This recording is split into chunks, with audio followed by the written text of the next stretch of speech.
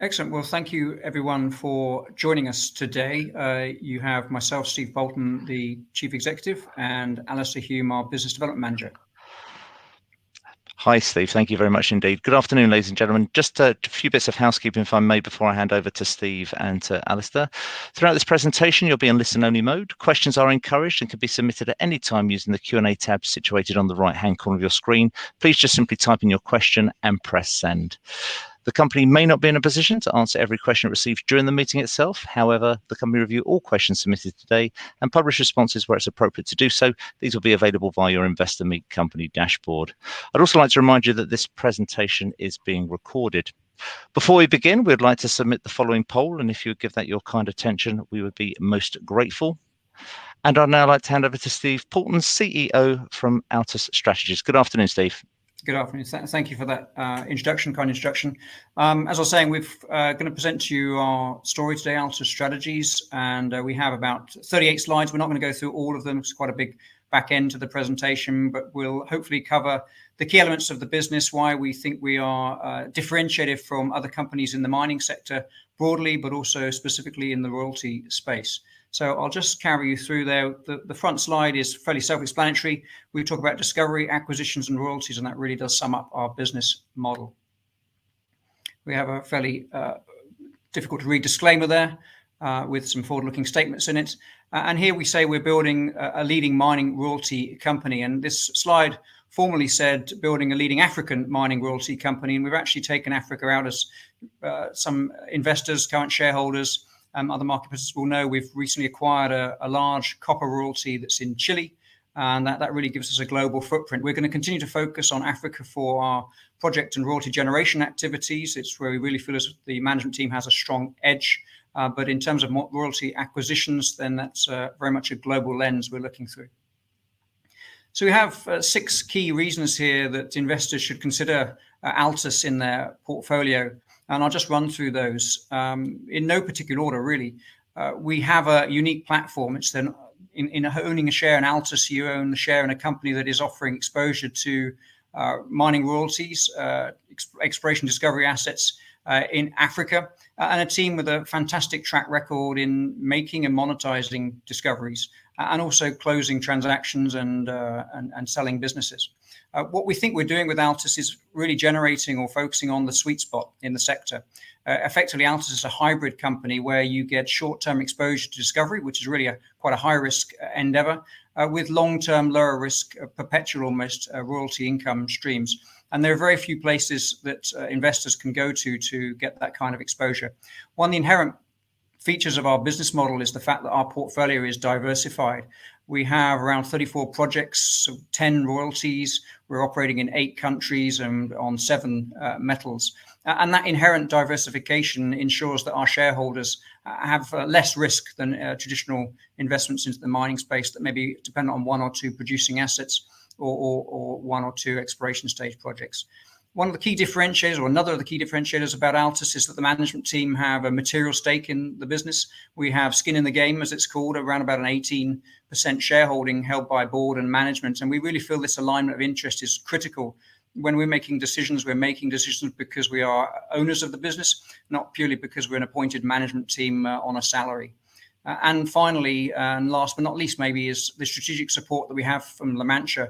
La Mancha are one of the world's largest resource investment groups. It's a family office. They have 2 large investments outside of ALTUS. One is in Endeavour Mining and the other is in Golden Star Resources.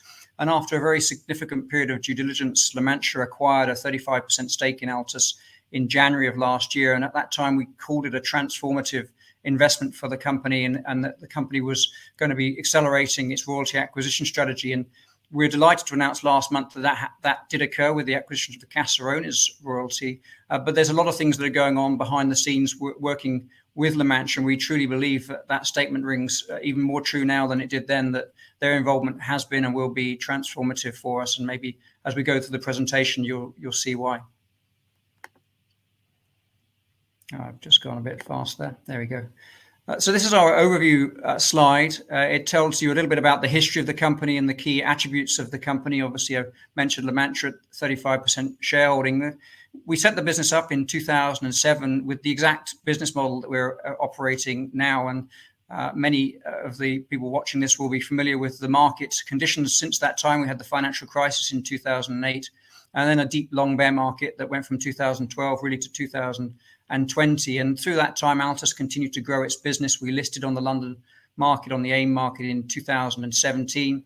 We secured the support of Sprott back in 2012.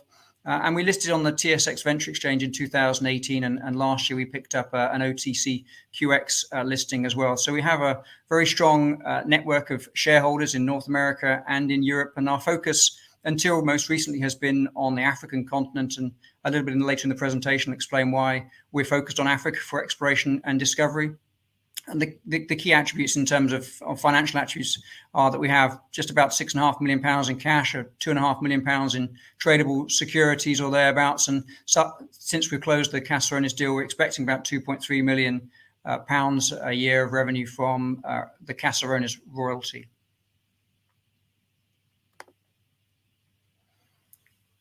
Apologies if this is a bit too thin or fine for reading. The company has about 80 million shares in issue. It's around about £60 million market cap. And of all of the elements on this slide that are worth looking at, I would say the pie chart in the bottom right really captures a very strong part of the story of ALTUS.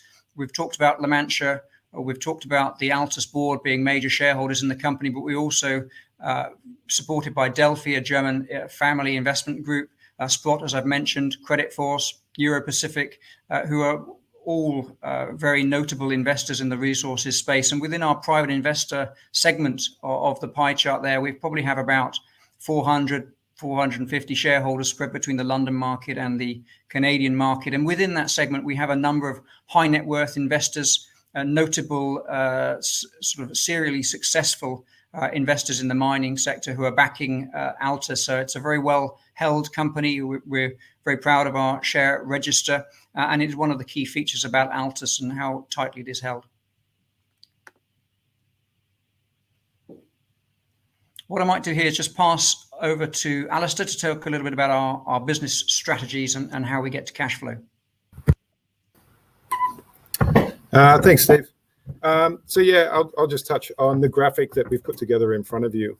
Essentially, the name ALTUS Strategies comes about because the business model is focused on two particular strategies to get towards cash flows. In the top end, in the orange, we have the discovery strategy or royalty generation.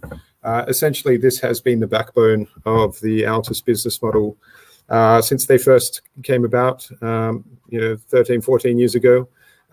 There's a long track record in the management team and the technical team and board in identifying early stage projects, making a discovery, and then bringing in joint venture parties. The aim there is to not only receive payments from the sale itself, but also receive milestone payments, hold minority equity interests, but most importantly, retain a royalty.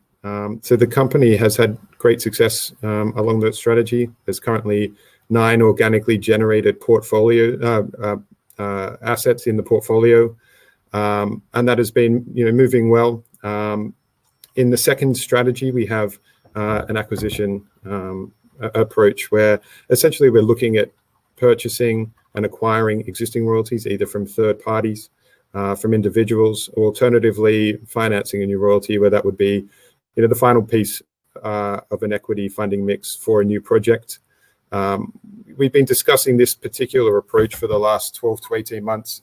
I think during that period, we've undertaken over 150 CAs, been involved with 20 to 30 processes, and reviewed significant assets and got to the pointy end of maybe 10 or 15. And what we're really happy to say, which I'll get into in the next slide, is we have transacted on an asset, and that is the Caserones asset down in Chile. And so what we're basically now doing is having great success with both these strategies as we move towards cash flow by building this royalty portfolio. The second graph below focuses on where we see the greatest value can be generated in the mining industry. The first is through the early stage exploration and discovery timeline of projects. Often you're making the discovery, that's where significant value can come from in the short term. And then also having that stable long-term cash flows generated when a project is in production, especially with a exposure to a royalty that doesn't have any underlying exposure to the operating costs. We think is where the value is. So what we're looking to do is combine both of those particular areas into one company.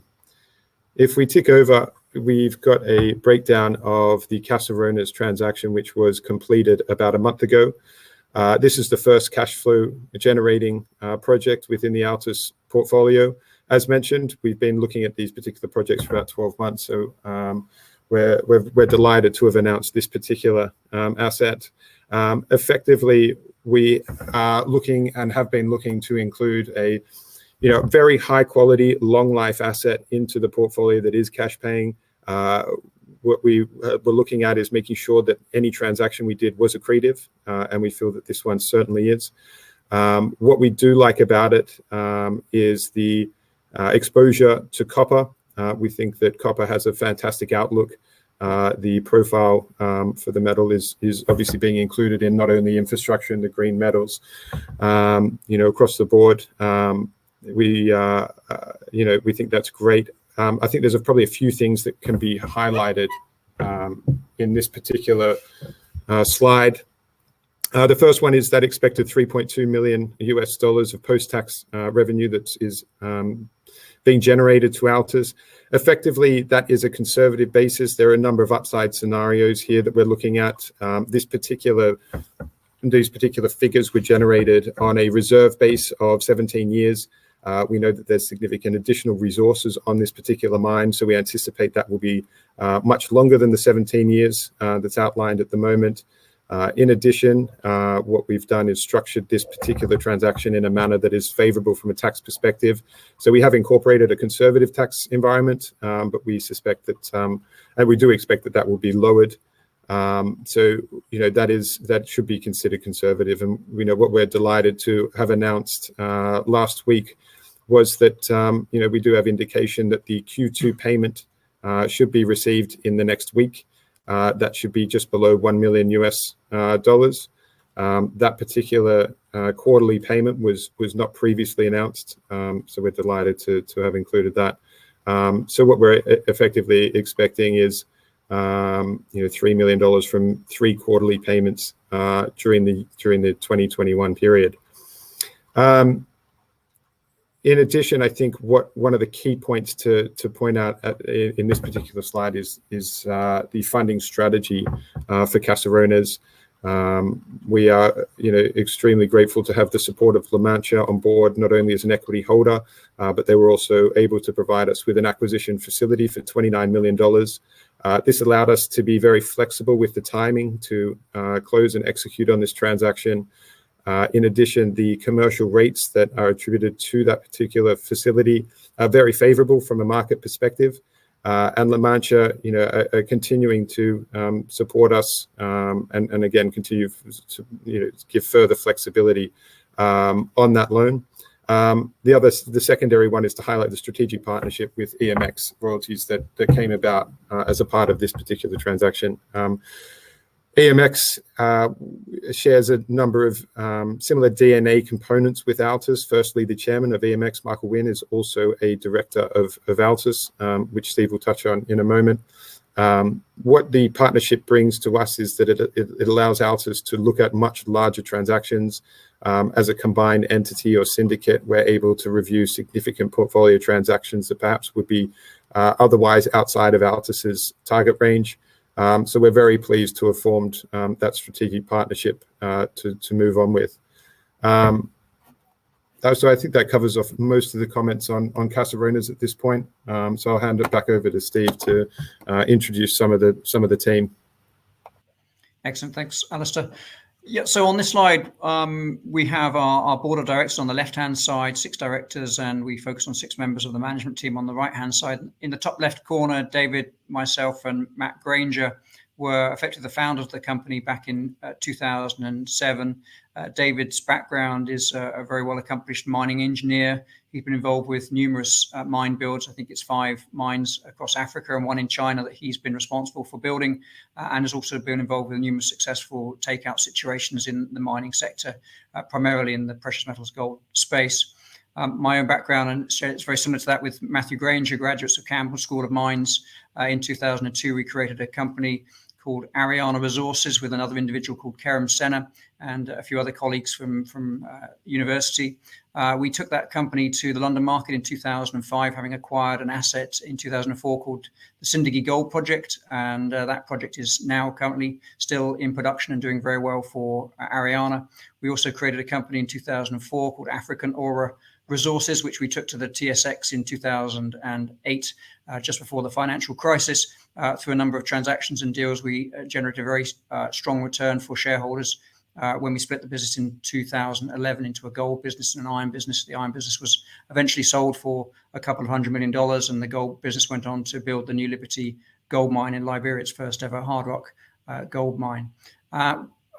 As I was saying, in 2008, there was a large financial crisis. ALTUS pivoted slightly. We created an investment fund.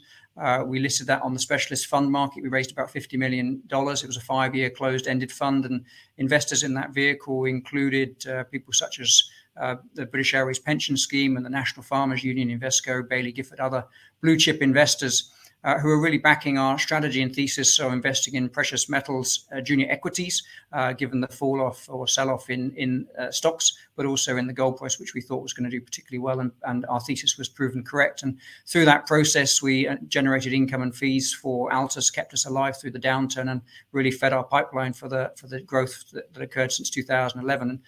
Woody Milroy in the bottom left of that slide was the lead independent director of that fund.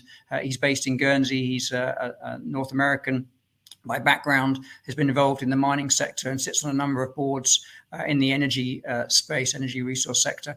And when we were launching ALTUS onto the AIM market in 2017, Woody, having seen us act and behave as through ALTUS Resource Capital, put his hat in the ring to join our board, where Neil Adshead, who was a investment manager with Sprott and had been on our board for 5 years, had to step off as we went public. So a great exchange there from both sides. And then Michael Wynn has been touched on by Alistair, a very well-accomplished geologist, has worked with a number of very successful enterprises in the past, and obviously chairman of EMX, and has worked with Rick Rule at Sprott for many years, and is a very well-regarded individual in the North American resources space. Brings a huge amount to the table, and not least because of that DNA that's shared with EMX that Alistair referred to. And then last but not least, Karim Nazar is the CEO of La Mancha. He is the appointment of La Mancha on the ALTUS board. They have the right to appoint 2 directors to their board. So they've appointed Karim, and we've just got off of a board call just this second.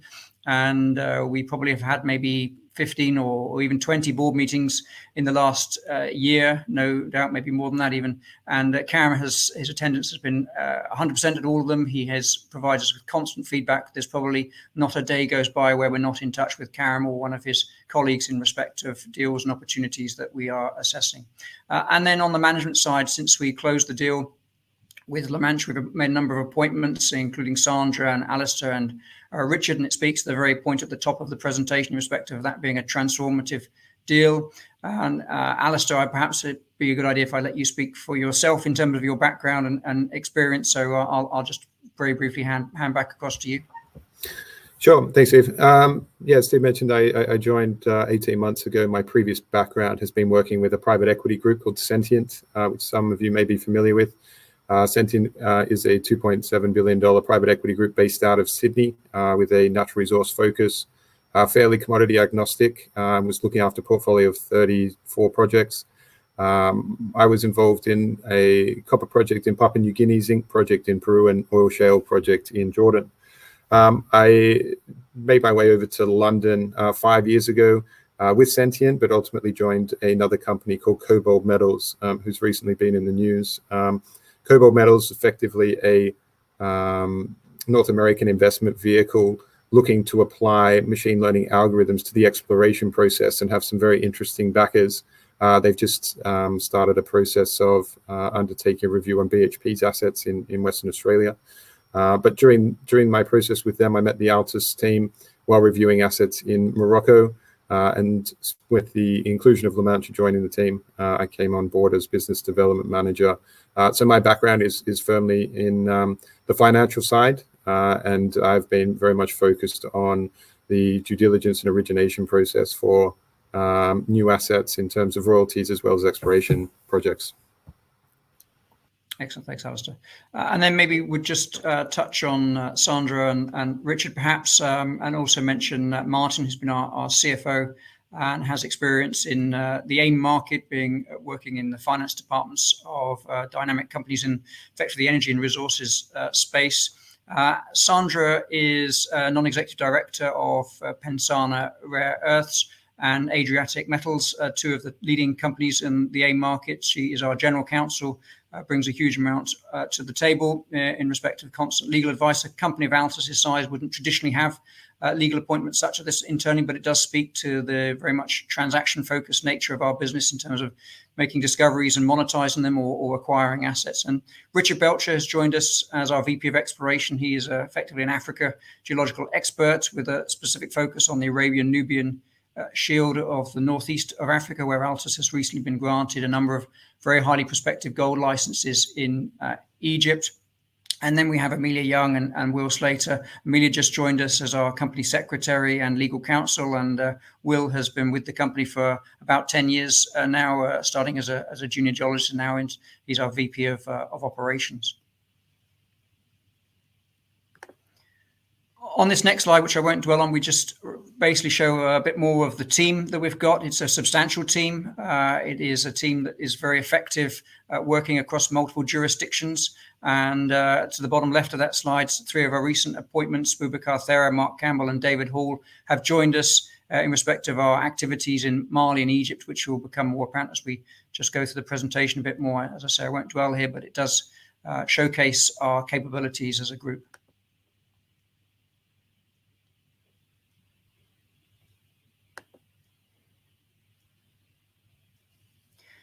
So here we talk about our portfolio growth going back just about a bit more than a decade. And you can see our diligent, slightly conservative at times, but diligent approach to growing our business. And the different colors on this chart show you where we've acquired licenses and where we've relinquished properties as well. And we're now at a situation where we have 34 projects that we have. And on the bottom rung there, you can see all the various milestones that we have had in the last 10 years, many of which I've discussed. But we'll talk about some of those projects in the next few slides. First of all, why are we focusing on Africa? And there's a couple of elements on this slide which really point to that. The bottom right side, you see so-called in perspective, and you can see within, broadly quite faint, but in the outline of Africa, you can fit most of the world's major land masses: Europe, China, the US, India. It's quite phenomenal, the scale of the continent, and that speaks directly to the chart to the left of that, which shows you that the average depth of discovery outside of South Africa is just 9 meters below surface, whereas in North America it's often over 175 up to 200 meters below surface. And when you're drilling holes to that depth to make a discovery, they're very expensive, they're very risky, and they often fail. And that means the shareholders are exposed to huge risks. In Africa, we're traditionally finding all of our discoveries at surface. And so far, we have a phenomenal track record of making discoveries primarily in gold and copper, but also bauxite and iron ore. And this means our shareholders get much lower risk and much higher returns. And above that, there's a little table which describes how ALTUS differs from a traditional resource company and a traditional royalty company. This hybrid approach, combining the long-term income and the short-term gains, is really, we think, the sweet spot of the sector. We have something called our project pyramid here, or asset monetization, and this broadly shows you how we take assets from the application stage all the way to exit and monetization. And as we're starting to exit and monetize, there's a practical issue which we need to solve, which is how do we make the top of the pyramid bigger without it stopping being a pyramid? And we're going to come up with a new graphic which describes this a bit better, as we've been a little bit too successful than we thought. We've still got more licenses and projects to add to this. We're very active on that front, and you can see at the bottom of that chart on the right in blue that we're adding projects in Egypt, and also Morocco most recently. And there, as I say, there will be more to come. But really, it speaks to the process nature of our business, where we take projects up and then dispassionately monetize them for our shareholders in return for a stake in the asset and always a royalty on the project. These are 8 of our organically generated royalties, plus the Caserones royalty that we talked about. And the logos beneath each one of these describes the partner on the project or the group that are developing the asset. Most recently, we've done deals with Desert Gold and Marvel Gold, but also Canyon Resources on a bauxite project and Stellar Africa Gold on assets in Ivory Coast, and also have a net profit interest on a project in Liberia that we generated about 10 years ago. I've just skipped a little forward a bit too fast there. I guess we're often asked, what is our flagship asset? We try and avoid that term because we are agnostic a little bit and we have a portfolio. But I guess if we were put on the spot, then the Diba project does stand out for us. It's a project in Western Mali in a very world famous, in fact, gold corridor, which hosts a number of world-class gold mines within it. We're located just about less than 15 kilometers from a former 13 million ounce gold deposit called Sadiola. Now, this asset here at Diba, we show the economics of it on the right-hand side of the slide using a 1600 gold price. We're generating a post-tax net present value of $127 million US, which is considerably more than our current valuation of the whole company. We are expecting to recommence drilling on this asset this quarter. We then expect to update the resource statement on the project. It's currently at 400,000 ounces of gold, and we'll also update the preliminary economic assessment on this asset as well, hopefully all before the new year. We do believe this asset is ripe for monetizing, but we also feel as if we can continue to add value to it ourselves. And this also speaks to the alignment of interest that we mentioned at the beginning of the presentation, as the fact that the board and management team have this 18% share in the company. We are looking to make sure that shareholders get a maximum return on this. We've been offered numerous opportunities by many different groups to work with us on this asset, to either acquire it or joint venture it with us. And so far we've held off. As I mentioned, we believe there's considerable value to be added to it yet before we do go down that route, which eventually we will likely do. There's a map here of Egypt, and in the orange squares you can see the 4 projects that we've been granted recently. It's 1,500 square kilometers. Egypt was a country, if you go all the way back to the story of Ariana that we created in 2002, we looked at Egypt. It was somewhere we wanted to get into, but it's quite challenging. Obviously, Centamin Egypt has been a great success in the London and Canadian market, and they really pioneered and built the Sukari gold mine, and a great credit to themselves and to the country. A fantastic success. Only as of last year did EMRA really, the Egyptian state mining department, open up the country for international tenders. After the La Mancha investment in ALTUS in 2020, it made it a lot easier, let's say, for us to contemplate moving into Egypt. The timing was exceptional. La Mancha is effectively an Egyptian family office by background. And when EMRA opened up the first bid round for new licenses to be granted in the eastern desert of Egypt, we were very much first in the queue to apply. We were delighted with the 1,500 square kilometers that we received, and we would like to secure more land in Egypt in the future, and we hope to do just that. We put some news out today into the market to describe our first field reconnaissance visits to 2 of our license areas, and we discovered or confirmed the presence of numerous hard rock artisanal gold working, some of which look as if they must have been mechanized. So we're very excited about that, but there's more land we have yet to get to and talk about. We are going to continue to work on our business model in Egypt, which is to make discoveries and then enter into joint venture partnerships with other groups before monetizing and retaining a royalty on those projects. And we've got a lot of work to do in Egypt. We're exceptionally excited about the opportunity and the prospectivity. And in the international tender that occurred, we were joined by groups such as B2 Gold and Barrick Gold, as well as a number of other private companies, and of course Centamin themselves. So Egypt is a big part of our story. It's an early part of our story, but we expect it to become a large part of our story over the next 12 and 24 months. We have a couple of slides here about our other project areas that we've got. Obviously, Diba I've mentioned. Lacamphla is a project also in Mali next to the Diba project, a car-style system. It's just 6 kilometers from the Sadiola mine, a very interesting type of geology. We have it under joint venture with Marvel Gold, who are listed on the ASX, and they have been doing some aggressive exploration of Lacamphla, and also the Tabakroli asset, which is just below that on this slide. Tabakroli has just under 1 million ounces in resource. Marvel have been aggressively drilling that project in the last 12 months, and we expect them to announce an updated resource on that project, potentially taking it over 1 million ounces. ALTUS currently holds a 49% interest in the project. We will be diluted down to a 30% interest, and we can carry ourselves at 20% once Marvel completes a bankable feasibility study. We also retain a 2.5% royalty on both the Tabakroli asset and the Lacamphla asset. With Marvel Gold, they do have some buyback options on there between $10 and $15 million to buy back up to 1.5% of those 2.5% royalties. So we're very excited about these 3 assets in Mali. We also have assets in Morocco. We have a portfolio of around 14 assets in Morocco and growing. It's mostly focused on copper and silver, but there are other base metals there as well, plus some gold. Morocco is incredibly underexplored. You have almost 100% rock exposure. We have been approached by numerous groups to do transactions on our Morocco portfolio, and we expect to monetize in one way or another this portfolio of assets in the near future. So we will update the market when that occurs. And also we have assets in the north of Ethiopia, and there's been some political instability in that part of the world recently, which is a tragedy. But we've put those licenses on force majeure for now. We're looking forward to getting back on the ground and getting exploration started just as soon as we can. It does speak to the importance of having a diversified portfolio, especially when you're doing work in Africa, but broadly anywhere, to ensure that all your eggs aren't in one basket. And then we have the Laboum Gold Project in the north of Cameroon, near to the licenses being advanced by Oriole Resources. And we've defined what looks like a 15-kilometer long gold system with numerous quartz veins, as well as gold hosted in meta sediments. A very exciting situation there.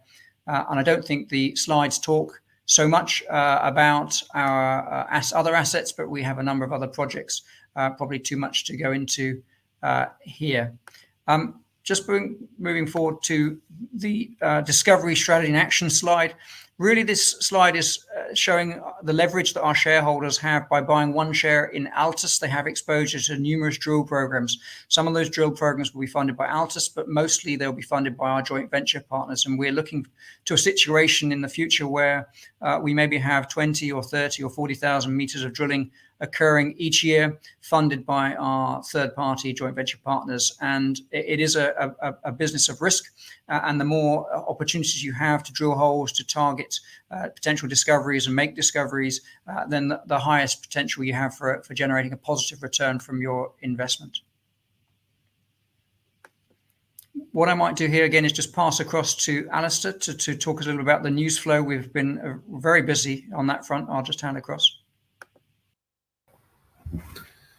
Thanks, Steve. Yeah, as you'll see, and again, if you're an ALTUS shareholder, then I'm sure you are checking your inboxes almost daily for various announcements from ALTUS. That is, a reflection on the material news flow that is coming through and generated from our portfolio of 30 plus projects. We think that there is, a lot of news flow that needs to be put out to the market. There's a couple here that we haven't included, such as today's news on Egypt, which also could be put in. If I move to the next slide quickly, this slide kind of touches on the expectations of future news coming forward. There's a number of items coming through, and again, the aim of this slide is to give the investor a bit of an idea of how active the company is, how diversified it is, and to show how far each shareholder dollar is going with regards to progressing certain projects. Steve spoke to Diba, the 100% owned project in Mali, the drill programs that are underway. Obviously, once that information has been digested, there'll be a number of announcements, including an updated resource estimate, a updated PEA. So we're hoping to get that out within the next 3 to so months. If we move down the Kampfler and Tabakoroli, with our joint venture partner Marvel being very active on the drill campaign, and also then subsequently digesting that information, we expect significant news flow of material nature to come through. Egypt, again, there was some news flow out today, which, as you can see, if you look at the today line running down in front of Egypt, you'll see that there was some in-ground geophysics undertaken. So we've recently announced 37 individual prospects have been identified on just the first overview of the significant prospective portfolio that we hold there. So that's very exciting. It's also nice to see Egypt has been moved from the red list to the amber list more recently, which will allow the more senior team who are in the UK to go over and undertake some work in conjunction with the Egyptian team that has been growing there and making great progress. Bakula, Laboom, Agders in Morocco, Steve mentioned, they are, projects that we are continuing to move forward, but just given the nature of this conversation, what might be a better use of time is to touch on the royalty transactions and new license acquisitions that we have down the bottom. For the royalty transaction, again, you'll see there's a handshake icon. For us, that's reflective of Caserones that was recently done. I guess to give a little bit of an insight into the investment proposition of Caserones as an investment, what we're basically looking at is that is not necessarily a standalone investment for ALTUS. We see that more as an anchor asset for the royalty portfolio. As mentioned before, we've been looking for a long-term, high-quality asset. We think that this project is it. We like the diversification of going into Chile, and basically we're using that particular asset as a springboard to continue to grow the acquisition side of the business. Unsurprisingly, we have a number of other projects in the pipeline. Some of them are development assets, some are pre-production, some are producing. We're looking to advance those, and I would expect that within the next 3 to 9 months, we would look to continue to grow that portfolio and looking to add further cash flow into ALTUS. And effectively, we've seen this as a transformation to move ALTUS into a cash revenue generating business, but still being able to focus on the low cost exploration engine, which ultimately will drive significant value, not only from the discovery side, but also being able to add low cost royalties into our portfolio. What we found is, a number of questions that come from investors, especially during presentations like this, is understanding the industry and I guess the market and competition that comes with a lot of royalties these days. It seems that every month or so there's a new royalty company that is listing, particularly in North America. How are we finding the competition? How are we able to compete? I think it's quite straightforward for ALTUS. A lot of these companies, especially with a North American lens on, like to have a safer jurisdiction. They particularly traditionally have a focus solely on gold. For ALTUS, we are looking at a lot of these particular transactions that do come through, but we do find that they are expensive. So, we do have a significant filter and process that we undertake to make sure that any transaction that we're looking for is accretive and does move the needle forward for us. So what we found is having a focus on Africa is useful. The existing board, management team, and exploration team all have a lot of experience, track record, skill sets in Africa, and that allows us to appropriately review these projects. It allows us to not discount them as heavily as some other groups have. So we have been continually having an African focus, but also from a royalty perspective, we have found that a lot of high quality royalties are outside of Africa. So we have been looking to expand the viewpoint, and that's how we have looked to bring the Chilean Caserones royalty into the portfolio. We think it brings great diversification, and of course, if you're looking for a top tier copper exposure, Chile is a fantastic postcode to be in. So we're continuing to do that. As mentioned, there's a number of other processes underway. As we all know, there's a number of hurdles that need to be cleared before anything can happen, but we're hoping to continue that growth. On the new license acquisition, under a similar manner, with the inclusion and success of the bid rounds in Egypt, we think that again is a very low-cost way to generate significant value for shareholders. The technical team is continuing to review new countries, new assets, whether they're at very, very early stage, either pegging ground or very greenfields brought in, or further developed projects. There's a continual process underway to look at bringing in new high-quality projects in line with the business model and the generation strategy. So that's continuing on, and again, we hope that within the next 3 to 9 months, there will be an announcement and some significant progress, as I say, potentially into some new countries, but as well into some new projects to continue that growth within the portfolio. Steve, might hand it back over to you to wrap up. Yeah, brilliant. Thanks, Alistair. Excellent. So thanks everyone for so far staying with us. This really captures what we think is an exceptional royalty opportunity, we call it, and our two brokers, SB Angel and Shard Capital, have both put out research quite recently with 124 and 125p price targets, which is considerably above where we trade today, which is around about 70 pence per share. We have not got many companies who are in our peer group. We showcase there EMX Royalties and ALTUS Minerals, both listed on the TSX market in Canada. There isn't really a situation that's as comparable as ALTUS. There's a few companies that are looking to move in this direction and have recently listed, but actually ALTUS is quite some way ahead there. We may add to this slide some comparators with the known royalty groups who are excellent. People such as Anglo-Pacific and Trident Royalties, pure play royalty companies. They don't really fit into our box, as we don't really fit into the box of a traditional resource business. So we are exceptional, we think, in that sense. And we are hopeful that we can mimic the success, if not beat the success of EMX and ALTUS, two very strong management teams in those companies.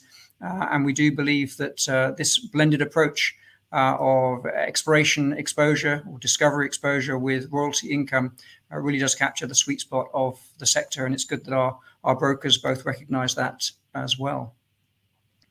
That's great. Steve, Alistair, thank you very much indeed for updating investors this afternoon. Could I please ask investors to continue to submit their questions using the Q&A tab situated on the right-hand corner of the screen? But just while the company take a few moments to review those investor questions submitted already, I'd like to remind you that a recording of this presentation, along with a copy of the slides and the published Q&A, can be accessed via your Investor Meet Company dashboard. I'd also like to remind you that your feedback is important to the company, and immediately after this presentation has ended, we will redirect you for the opportunity to provide feedback in order that the company can really better understand your views and expectations. Alistair, Steve, I know I haven't given you a long time to look at some of the questions that have come through, but perhaps I could ask you to open the Q&A tab, and if I could ask you to read out the question and give a response where it's appropriate to do so, and I'll pick up from you at the end. Sure. I've got a question here from Nick, which says, what is the typical time frame from identifying a new asset to signing contracts? And I guess you can split that down into two parts. If you're looking at a royalty transaction, if you see a royalty asset, let's call it, we would probably look to spend at least 3 months, if not 6 months, evaluating it, identifying it, going through the process, and then once you get to exclusivity, documenting it, completing your due diligence work on it. So it's traditionally say a 6-month process, which seems like a long time, but it goes quite quickly. There's a lot of things you need to do to get yourself comfortable with what is someone else's project that they're producing on, to ensure that the cash flows that will be generated in the future are reliable, consistent, and that there's also upside in it. In terms of on the discovery side of things, we go through a process of identifying land that we think is prospective, and once, if you put that stake in the ground at that point, then getting a license can take between 3 months and a year or more, and then we would discover a project or an asset on those licenses, usually within the first 18 months, and then we'd look to do a transaction with a third party within a year of that discovery having been made. So probably it's about 2 years from basically identifying an opportunity on the discovery side to completing a transaction with a third party. Now, not all the assets we find we will do deals on. We have actually an excellent track record of discovery and monetizing, but it is the case that you do have to have a broad portfolio and be prepared for a lot of your projects to fail. What we don't do is waste our time pursuing situations which are not worthwhile. We put them in the bin and we move on. And that's the same on the royalty transactions as well. One thing we're keen on is shareholder returns and making sure the deals we do are accretive. And we're not just looking to do any deal for the sake of doing it. And that requires a bit of extra time and a lot of due diligence. There's a couple of other questions here which I could perhaps move to. There's a question here about the excellent support of La Mancha, and that we previously indicated that short-term loans will be converted to equity at some stage in the future. Should shareholders be concerned about dilution, and will this likely be an ongoing exercise to facilitate growth? Will shareholders have an opportunity to participate in future equity raises? And also says thanks for all of the efforts and continuously excellent communications, which is much appreciated. So thank you for that. We have spoken about the $29 million strategic loan facility that La Mancha provided to us. La Mancha have a 35% equity stake in the company. We continually expect them, as they've indicated, to support us in future financing rounds. So effectively, although it would not be directly converted into equity, they would be part of the process of refinancing that. We have effectively 6 months is the term of that loan. We are very convinced that we will be able to refinance that through new equity as is required and as is normal. Will it form part of our growth going forward? I think yes, is a straightforward answer. That we are constantly mindful of the balance between dilution and value add to make sure that what you're doing is accretive. Sometimes we are very keen to remind ourselves that it can be accretive to be dilutive. If you're being dilutive because you are bringing in a specific new investor who brings more than just the money, or if you're bringing capital in order for you to close a transaction which is inherently accretive, then the dilution is accretive. So as we mentioned at the very beginning, the management team have an 18% stake in the company. That means we have a very strong alignment of interest. We're very sensitive to dilution. And when we do dilute, it will be on the basis of an accretive opportunity, an accretive transaction that we're looking to do. And we do want to make ALTUS into a much larger company. And we mentioned that La Mancha have a shareholding in Endeavour Mining. Their shareholding alone is worth over $1 billion. And for their shareholding in ALTUS to be a considerable size like that, or even half that size, then ALTUS needs to grow substantially. We think we've identified the pathway to get to where we want to get to in terms of scale. It will take us maybe a year or 18 months to get a long way down that path. We have a number of skittles lined up that we want to knock down. We're very excited about that future. And therefore, what I'm saying there is perhaps a health warning that there will be dilution in that process, but we do believe it's going to be continuously accretive. And we have good memories of doing financings in the past, of growing businesses and continuously doing financings at ever higher prices, which is good for shareholders. So in terms of with the shareholders, we'll have the latter part of the question, will shareholders have the opportunity to participate? We can't guarantee that's the case, unfortunately, just because of the nature of the capital markets and securities lawyers and how these deals are put together and the requirements of wall crossing investors on those sort of processes. Unfortunately, that's not something we'd like to guarantee. We can guarantee, although we would like to be able to. It's just a fact of life, unfortunately. But we do trade every day. And shareholders have the opportunity to participate there. I'll just look at another question here. One question from John here for me. The key for royalty companies to be profitable with solid, sustainable cash flow leading to dividends. To be fair, that has been a long time coming with ALTUS. Are we now possibly getting closer to this transformational point? I think the short answer is yes. We are getting closer to that transformational point, and it has been a long time in making. The company was created more than a decade ago. We survived a very deep depression in resource markets, and we managed not just to survive that, but to add value and create value. And the La Mancha transaction we closed, now the Caserones deal on the back of that, and future deals that we want to do, we all genuinely believe is part of that same growth trajectory, growth profile, perhaps accelerating a bit now as the scale is coming along. And we want to be in a position where a forward-looking statement, let me call it, where we have over $10 million a year of after-tax revenue into the group, profitable revenue, obviously. And ALTUS will then decide what it will be doing with that money. We obviously are very cognizant of the power of giving a dividend. That doesn't escape us for one moment. We're also cognizant of the value that can be created from our royalty generation strategy, and things such as the DEBA project and our move into Egypt underscore that. So we're keen to dividend, and we're also keen to invest, and that will evolve over time, and we'll let shareholders and investors and the market know more broadly what our strategy is in respect of dividends and cash, and how we're treating those cash flows as and when they're arriving. And I'm pleased to say that is in the very near future. I think there was a question from Bernd S. About the refinancing of the La Mancha loan. I think I may have answered that. Simon asks, great progress, and what do you see as the greatest opportunity for ALTUS moving forward? I think probably would answer that with the word momentum.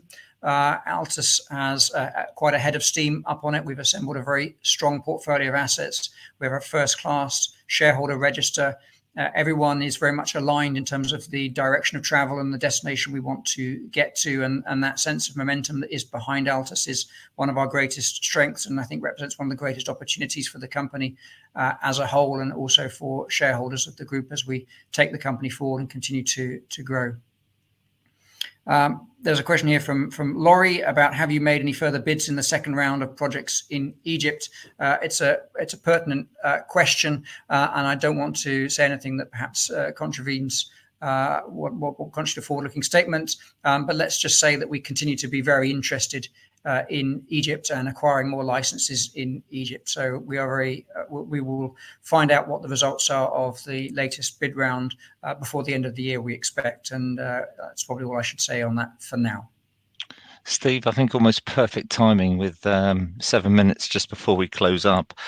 Thank you to all the investors that have submitted questions. And I think, Steve and Alistair, you've taken pretty much every single question that's come through for us. So thank you very much for that. I know investor feedback is important to you, and we'll shortly redirect investors to provide you with some feedback. But before doing so, Steve, perhaps I could ask you for a few closing comments before we wrap up. Yeah, absolutely. Pleasure to, and thank you for hosting this event. It's a great opportunity to speak with our existing shareholders and potential new shareholders, and people who are also just following our business and what we're up to here at ALTUS. I think in terms of a closing remark, I would probably refocus on that concept of momentum. And we were delighted that Alistair joined us over 18 months ago. People like Sandra and Richard on the team. And what we do feel that we have here at ALTUS is a phenomenal team, a phenomenal asset base, a phenomenal selection of shareholders, and really a perfect storm with what we believe is the perfect model for investors to have exposure to natural resources, which is inherently risky. And everyone, I think, in this space who has invested in this space will know of situations where there's been a 100% loss of capital, or if not a very high 90% loss of capital. We are trying as best to create a vehicle here which is conservative in approach, which generates long-term cash flow, and also gives those shareholders exposure to the phenomenal returns that can be generated from discoveries. And I would say it's a compelling opportunity for investors.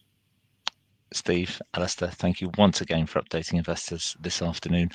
Could I please ask investors not to close this session, as we'll now automatically redirect you for the opportunity to provide your feedback in order that the management team can better review, understand your views and expectations. This will only take a few moments to complete, but I'm sure will be greatly valued by the company. On behalf of the management team of ALTUS Strategies PLC, we'd like to thank you for attending today's presentation.